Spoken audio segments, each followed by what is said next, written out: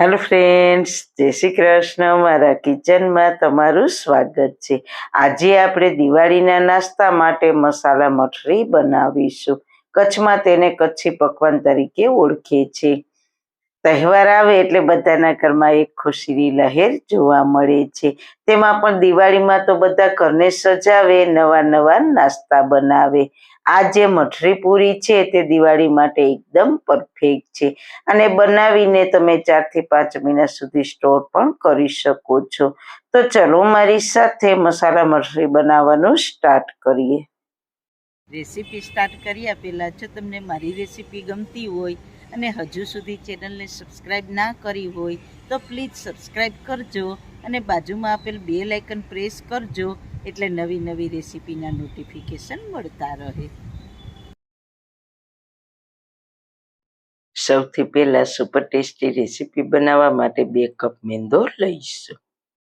તેમાં 4 table spoon રવો લઈશું. રવો મઠરીને ક્રિસ્પી કરવાનું કામ કરે છે. સ્વાદ અનુસાર મીઠું અને 3 ટેબલ સ્પૂન જામેલું ઘી મોણ માટે નાખીશું અને બધી જ સામગ્રીને સારી રીતના મિક્સ કરી લઈએ. આ રીતના બંને હથેળીની મદદથી ઘસીને મોણ આપીશું, એટલે લોટના દરેક કણમાં ઘી મિક્સ થઈ જાય. હવે થોડું થોડું પાણી ઉમેરતા જવાનું અને લોટ બાંધવાનો છે. લોટ એકદમ કઠણ પણ નહીં અને એકદમ ઢીલો પણ નહીં, તેવો મીડિયમ બાંધવાનો છે.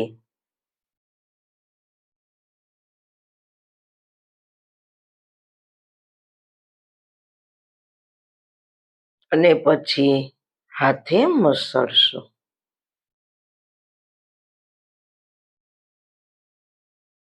હવે તેને કોટનના કપડાથી ઢાંકીને 15 થી 20 મિનિટનો રેસ્ટ આપીશું. લોટ રેસ્ટ કરે છે ત્યાં ફટાફટ આપણે મઠરીનો મસાલો બનાવી લઈએ. તો તેના માટે મિક્સર જારમાં 2 ચમચી જીરું અને 1 ચમચી વરિયાળી, 2 ચમચી કસૂરી મેથી, 2 ચમચી મરી અને 5 નંગ લાલ સૂકા મરચાં લઈશું અને તેને પીસી લઈએ. બસ આવો દરદરો પાવડર પીસવાનો છે. તો આ મસાલાને વધારે ટેસ્ટી બનાવવા માટે 1 ચમચી અજમા ને અડધી ચમચી હિંગ નાખીશું. હિંગ નાખવી બિલકુલ ઓપ્શનલ છે, પણ મસાલા મઠરીમાં હિંગનો બહુ સરસ ટેસ્ટ આવશે. અડધી ચમચી હળદર પાવડર, અડધી ચમચી લાલ મરચું પાવડર અને 2 ચમચી ધાણા જીરું પાવડર, થોડું સંચળ પાવડર અને 2 ચમચી આમચૂર પાવડર અથવા ચાટ મસાલો ને છેલ્લે થોડું મીઠું નાખીને બધા જ મસાલાને સારી રીતના મિક્સ કરી લઈએ. તમે ઘરે કોઈ પણ નમકીન બનાવો ને તો તેમાં આ મસાલો સ્પ્રિંકલ કરશો ને તો ખૂબ જ સરસ ટેસ્ટ આવશે. તો આપણા થોડા ચટપટા અને તીખા મસાલા તૈયાર છે. 20 મિનિટ થઈ ગઈ છે તો લોટને જોઈ લઈએ. હવે હલકા હાથે લોટને થોડો મસળી લઈએ અને રોલ તૈયાર કરી લઈએ. પછી તેના 6 ભાગ કરી લઈએ અને તેને રાઉન્ડ શેપ આપીને મોટા 6 લુવા તૈયાર કરી લઈએ.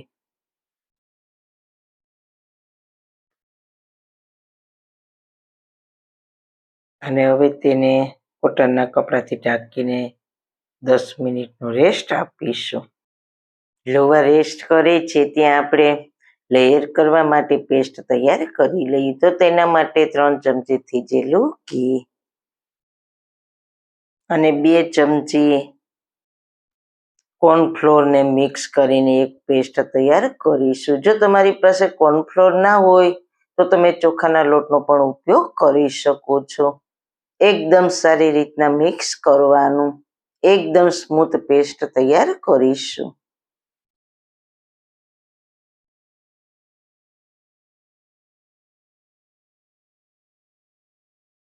ત્યાં આપણે લોવાને 10 મિનિટ થઈ ગઈ છે.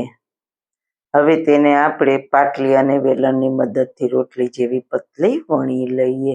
આપણે કોઈ લોટ કે તેલ લગાવવાની જરૂર નહીં પડે. જો તમને વણવામાં ચીપકે તો હલકું ઘી કે તેલ લગાવવાનું. રોટલીની જેમ વણવાનું.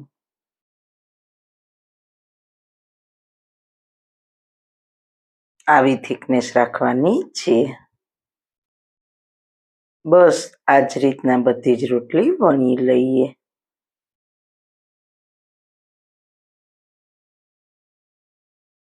હવે એક રોટલીને પાટલા પર રાખીશું. તેના પર ઘી અને કોર્નફ્લોરની પેસ્ટ તૈયાર કરી છે તે ફેલાવી દઈએ. બહુ જાજુ નથી લેવાનું. આ રીતના હાથથી ફેલાવી દઈએ. હવે ઉપરથી આપણે જે મસાલો તૈયાર કર્યો છે તે લગાવીશું. જો તમને વધારે તીખું પસંદ હોય તો મસાલો વધારે કરવાનો. ઉપરથી એક બીજી રોટલી રાખીએ. જો નાની હોય રોટલી તો આ રીતના ખેંચીને બરાબર કરી દેવાની.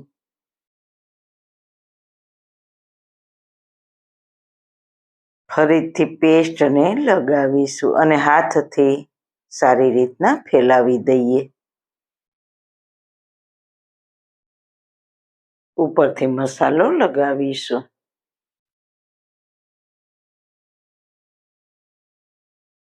ફરી રોટલીને રાખીને જ્યાં પણ નાની લાગે ત્યાં ખેંચીને બરાબર કરી દેવાની. બિલકુલ હળવે હળવે પ્રેસ કરીશું. ફરી ઉપરથી પેસ્ટ લગાવીને હાથથી સારી રીતના ફેલાવી દઈએ. ફરી મસાલો કરીશું.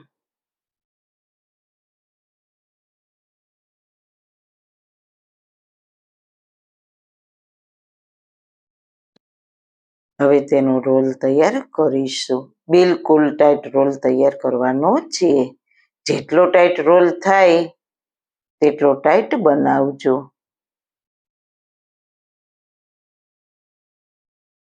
હવે બાકીની 3 રોટલી છે તેને પણ આ જ રીતના રોલ તૈયાર કરીશું. તો બંને રોલ સરસ તૈયાર થઈ ગયા છે. જો તમારે ટાઈમ હોય તો આ બંને રોલને 10 મિનિટ ફ્રીજમાં રાખવાના, એટલે તે એકદમ સરસ ટાઈટ થઈ જાય. અને જો ટાઈમ ના હોય તો તમે તરત પણ બનાવી શકો છો. આ રોલને ફ્રીજમાં રાખશો ને એટલે તેનું કટિંગ પણ સારી રીતના થશે. તો મેં ફ્રીજમાં 10 મિનિટ રાખ્યા હતા. હવે તેને કટ કરીશું. તો આપણે તેને 1 થી 1.25 ઇંચમાં કટ કરીશું.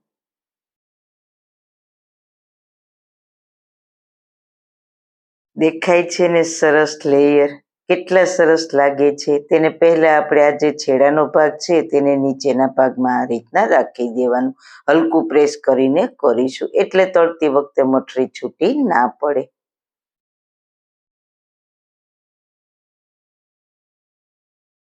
હવે લોવાને હલકું પ્રેસ કરીને વેલણની મદદથી હળવે હળવે વણી લઈએ. બંને સાઈડ હળવે હળવે વણીશું. એક નાની પૂરી જેવડી સાઈઝ બનાવીશું. બસ આ જ રીતના. બીજી મઠરીને પણ તે જ રીતના હળવેથી પ્રેસ કરીને વણીશું. બધી જ મઠરી સરસ રીતના વણાઈને તૈયાર થઈ ગઈ છે. મઠરીને તળવા માટે મેં પહેલા તેલ ગરમ મૂકી દીધું છે. તો તેલ મીડિયમ ગરમ થઈ ગયું છે. ફ્રાય કરતી વખતે આપણે જે છેડો નીચે દબાવ્યો હતો તે ભાગ તળતી વખતે ઉપર રાખવાનો. એ વાતનું ખાસ ધ્યાન રાખજો. આ લચ્છાવાળો ભાગ છે તે નીચેની સાઈડ રાખવાનો, એટલે મઠરી તળતી વખતે ખુલે નહીં.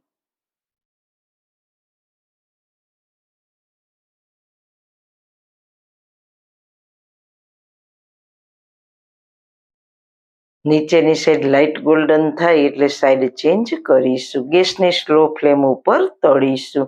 જો ગેસની હાઈ ફ્લેમ હશે તો મઠરી બહારથી તો ક્રિસ્પી થઈ જશે પણ અંદરથી કાચી રહીશે.